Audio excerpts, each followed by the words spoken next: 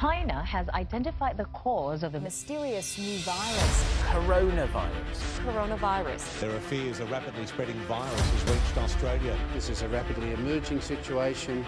Where there are cases, the government can quickly implement targeted measures and focus control efforts where they're needed most. Together in collaboration with the pharmaceutical companies. We need vaccines to immunize ourselves. And then the final solution, which is a year to 2 years off, is the vaccine. The answer to that is to really close things down.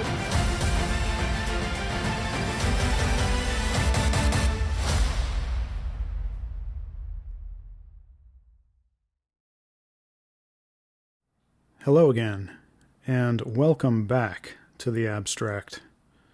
I am your host, Peter Kirby, author of the book CHEMTRAILS Exposed, a New Manhattan Project, and staff writer at Activist Post. This week, we're going to be taking a look back at the Bush family. Thank God they're fading into history. One of the most corrupt families America has ever seen.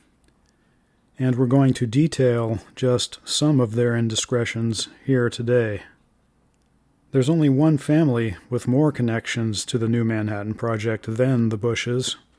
That would be their bosses, the Rockefellers. We're going to cover them next week. But this week we have the Bushes.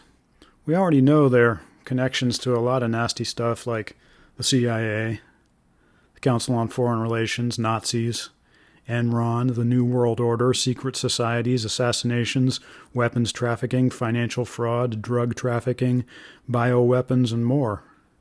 It would not be a stretch for the Bush family to be involved in the spraying of tens of thousands of megatons of toxic waste over unsuspecting American citizens. In fact, it would be right up their alley.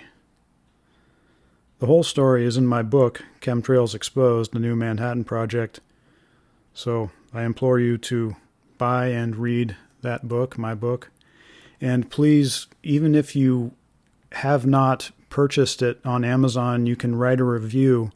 And I'd like you to do so because CHEMTRAILS Exposed has been under troll attack lately. We had a troll give a completely illogical one-star review that knocked my book down from 5 stars to 4.5 stars. So if you could take a moment, please, I'd like you to go over to Amazon and write a real review for my book, CHEMTRAILS Exposed, the New Manhattan Project.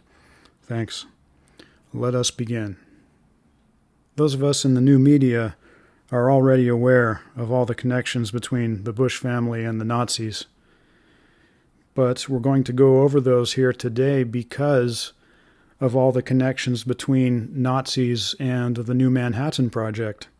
I have a chapter in my book called The Nazis and the CIA, and that goes over how all these former Nazi scientists were secreted into the country and began work in areas that are applicable to today's New Manhattan Project. Some of the most famous connections between the Bush family and the Nazis have to do with their bank, Brown Brothers Harriman, their family bank, which funded the Nazis from the beginning to long after they invaded Poland. Then, even after the United States entered the war, after the Normandy invasion, 10 months after that, under something called the Trading with the Enemy Act, the U.S. government took over the Union Banking Corporation. Prescott Bush, Granddaddy Bush, was a director of the Union Banking Corporation. There were 3 other shareholders of the Union Banking Corporation who were Nazis and had their shares seized as well. And then the next month, a business long managed by Senator Prescott Bush, something called the Silesian American Corporation, had its Nazi interests seized by the United States. But darker still, Roger Stone, in his book Jeb and the Bush Crime Family, has information that good old Granddaddy Prescott Bush was getting his hands real dirty in Nazi Germany. Let's quote from Roger Stone's book. Quote, according to a Dutch intelligence agent, Prescott Bush managed a portion of the slave labor force from Auschwitz. And then there's so many other connections between the Bush family and the Nazis that it's just too much to go over here. But these connections involve people and organizations such as William Stamps Farish, William Stamps Farish III, Fritz Tyson, William H. Draper Jr., William H. Draper III, Rockefellers, I.G. Farben, Standard Oil, Herman Schmitz, and the U.S. Agency for International Development. The Bush family was involved in the original World War II Manhattan Project. That's what you call playing both sides. Prescott Bush was on the board of directors of something called the Vanadium Corporation, which supplied unrefined uranium to the Manhattan Project. Prescott Bush also sat on the board of directors of Dresser Industries, which produced special pumps used to refine the uranium needed for the world's first atomic bombs. So let's talk a little more about Dresser Industries. Through the Bush family bank, Brown Brothers Harriman, the Bushes own the world's largest harvester of coal fly ash. Dresser Industries, I mentioned this at the beginning of the episode 2 weeks ago, why coal fly ash. But yeah, the Bush family owns this Dresser Industries, which produces the electrostatic precipitators that capture all this coal fly ash coming out of coal-fired power plants. I'm assuming that it's Dresser's job to maintain these gigantic, highly technical machines as well. So part of that would most probably be arranging for the deposition of the coal fly ash. The Bush family bank bought Dresser way back in 1928. They were mostly involved in oil field production and distribution equipment at the time, but Granddaddy Bush and his cronies at W.A. Harriman and Company, which eventually became Brown Brothers Harriman, they turned Dresser Industries into an international behemoth. Granddaddy Bush, Prescott Bush, personally held shares of Dresser, and he passed these shares on to his son, who we know as Bush Sr., George H.W. Bush, the vice president under Reagan and a one-term president in the 80s. As we know, Bush Sr. is now dead, and I'm thinking that maybe he passed his interest in Dresser Industries on to his son, Bush Jr. With the dawning of the space age, Dresser Industries went into a lot of high-tech stuff applicable to the new Manhattan Project. In 1957, they started Dresser Dynamics. This was a company that was positioned to develop new missile navigation technologies. Now, if you're familiar with the MITRE Corporation and the video I did about a month ago, why is nobody else talking about the MITRE Corporation? You know that there were new missile technologies popping up at the time that were applicable to what the predecessor to the MITRE Corporation was doing. This was the SAGE system, the nucleus of the new Manhattan Project, as I call it. Dresser was also into over-the-horizon radar, which is the predecessor to today's ionospheric heaters.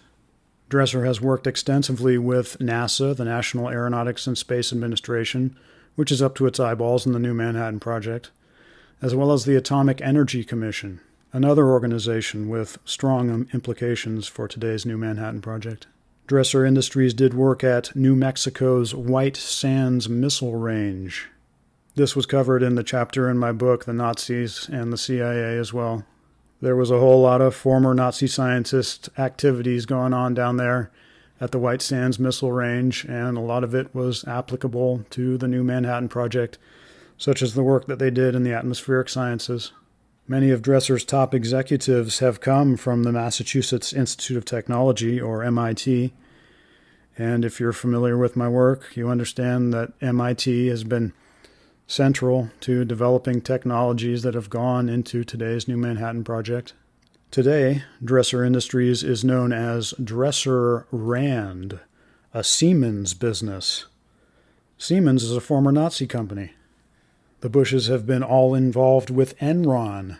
Need I say more? Here's more. The weather derivatives market was invented by Enron. This is significant because today's New Manhattan Project is primarily a global weather modification program. Enron's headquarters were in Houston, Texas. That's also the Texas headquarters of the Bushes. The Bushes started in the Northeast and migrated to Texas. Through extensive research, I've been able to discern the fact that the New Manhattan Project's development started in the Northeast, and then it became more operational in the Southwest, in New Mexico and Western Texas. I'm actually going to have a whole episode on just New Mexico and what's been going on there and all their connections to the New Manhattan Project. But as of now, if you want to look into what I have already, there's a video and an article that I've already done. It was about a year ago, so it's in my stack on Activist Post or on the Abstract on Rumble, and that one's called Chemtrails Exposed to the Post-War Development of the New Manhattan Project. I actually think that's my finest work so far. This is why I've been encouraging people to go check that out. The Bushes were very close with Enron's CEO, Ken Lay. They called him Ol' Kenny Boy. Ol' Kenny Boy donated $1.8 million to Republicans during the 2000 presidential campaign, and that made Ol' Kenny Boy Bush Jr.'s #1 donor. After the election, Ol' Kenny Boy attended secret meetings as one of Jr.'s personal advisors. The Bush Jr. administration protected the deregulation of electricity, which Enron was making a killing off of. So in the first quarter during Bush Jr.'s reign, Enron realized an $87 million gain in profits. I guess that $1.8 million was well spent. There's way too much to go over between the Bushes and Enron. It's all in my book. But the most relevant thing, as mentioned already, is the fact that Enron started the weather derivatives market. This is a market where one can place wagers on future rainfall, wind speed, temperature, and a lot more, pretty much any geophysical condition. So if one has foreknowledge of weather modification activities that are going to have an effect and possibly control these geophysical conditions, well, then one can make a killing in the weather derivatives market. That's called financial fraud. But being that we are living through the era of fraud, such activity is firmly within the realm of possibilities. I'm going to do a future article and video about weather derivatives. I'm going to do an update to that one as well, but there's already a bunch of stuff about it in my book. It's quite the juicy angle, so please look forward to that one as well. Another Bush family business you may have heard of is the Carlyle Group. And guess what? They have connections to the New Manhattan Project as well. Nazi collaborator George Soros is famously invested in the Carlyle Group. What more do you need to know? Here's more. In 1992, the Carlyle Group bought a portion of Ling Temco Vought, otherwise known as LTV.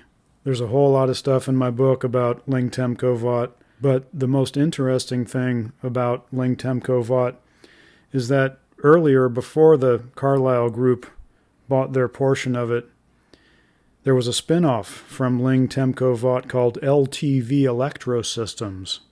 Vice Admiral William Raborn was on the board of directors. There's a whole chapter in my book about William Raborn. But this LTV Electro Systems eventually became E-Systems, and E-Systems built the first version of HARP. At the time, the world's most powerful ionospheric heater up there in Alaska. And then lastly, I have a little teaser for you here. I'm going to be doing an episode of The Abstract and an article on Activist Post about the CIA's involvement in the New Manhattan Project. There's going to be a lot to cover there. But here, we know that Bush Sr. was the head of the CIA in 1976. Also, we know that Dresser Industries has worked frequently with the CIA. In fact, Granddaddy Bush, Prescott Bush, was a member of the Dresser Industries Board of Directors for 22 years, until 1952 when he entered the United States Senate. Once Granddaddy Bush became a senator, he also became Allen Dulles' day-to-day CIA contact man. So there's lots more on the way.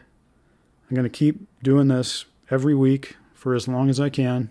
Please follow me on Rumble. Please follow me on Truth Social, and go to my website, peteracirby.com, to join my email list. Thanks.